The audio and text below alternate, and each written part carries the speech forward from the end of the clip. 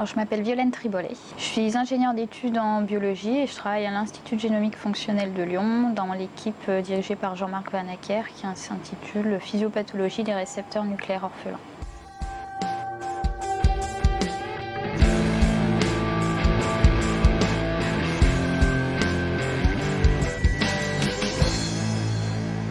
J'ai une activité de recherche pure où je travaille sur différents sujets de recherche, j'élabore des expériences, je les réalise, j'analyse les résultats.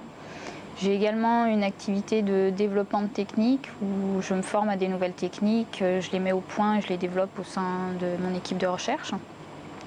Je suis également amenée à encadrer et à former des étudiants donc qui sont soit en BTS, soit en licence, soit en master. Donc je fais l'encadrement théorique et pratique, je leur apprends les bases de la manipulation en laboratoire, j'essaie de réfléchir sur leur sujet, analyser leurs résultats. J'ai également une autre partie de mon activité que je fais à l'échelle de l'Institut. Donc là, je suis responsable par exemple d'équipements. Donc je suis responsable d'équipements pour analyser l'expression des gènes, donc toutes les machines PCR. Donc je forme les utilisateurs qui souhaitent utiliser ces équipements.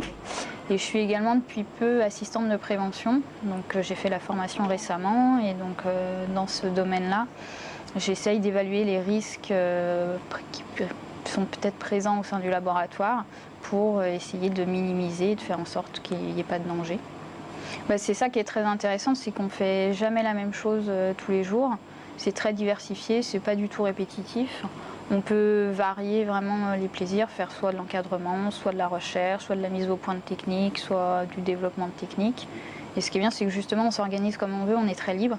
Donc du coup, quand certains côtés peuvent être un petit peu lassants, parce que la recherche, ça marche pas toujours du premier coup malheureusement, et que quand certains aspects ont plus de mal à fonctionner, que ça demande plus de mise au point que prévu, on peut justement se diriger sur une autre partie de notre métier pour revenir plus tard.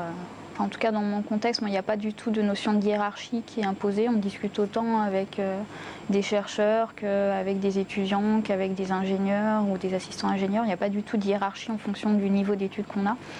Et on est aussi très libre de faire un petit peu on organise nos journées, nos semaines comme on le souhaite, avec les contraintes que l'on a aussi. Donc c'est vraiment un avantage, en tout cas pour moi ce qui me concerne, c'est un côté qui m'a plu. Après, j'ai jamais travaillé dans le privé, donc je pourrais pas dire si c'est plus ou moins bien.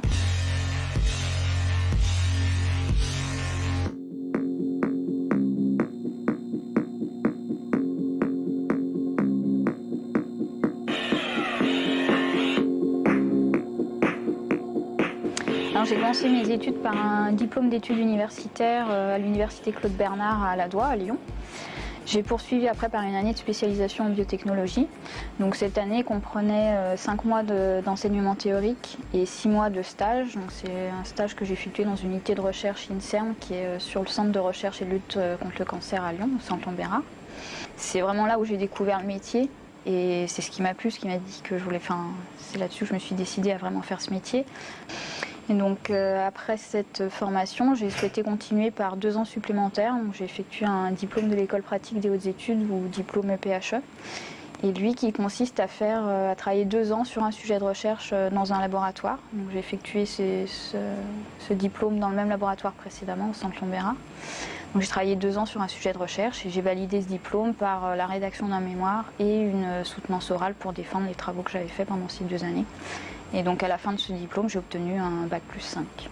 Et après, en fait, j'ai passé les concours CNRS pour rentrer dans la fonction publique. Et donc j'ai passé un concours d'ingénieur d'études, puisque j'avais un niveau bac+5. Et donc j'ai obtenu ce concours et c'est pour ça que maintenant, ça fait presque 5 ans que je travaille dans l'équipe dirigée par Jean-Marc Vanacker à l'IGFL.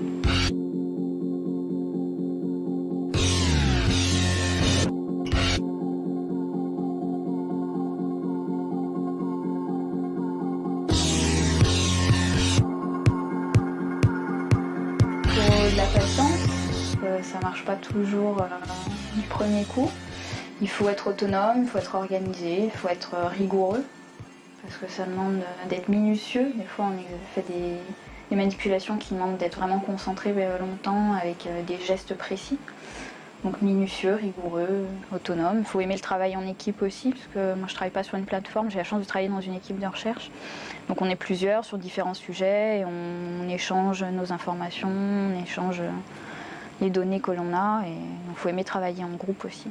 je pense qu'on ne fait pas ce métier si on n'est pas passionné. Donc on a des sujets de recherche, on a des idées, des hypothèses. Et donc on essaye de faire des expériences qui démontrent nos hypothèses. Donc ça ne marche pas toujours dans le sens dans lequel on avait pensé au départ, mais ça amène d'autres questions pour essayer de comprendre justement pourquoi ça marche comme ceci et pas comme cela. Et donc oui, je pense qu'il faut être passionné pour faire ce métier.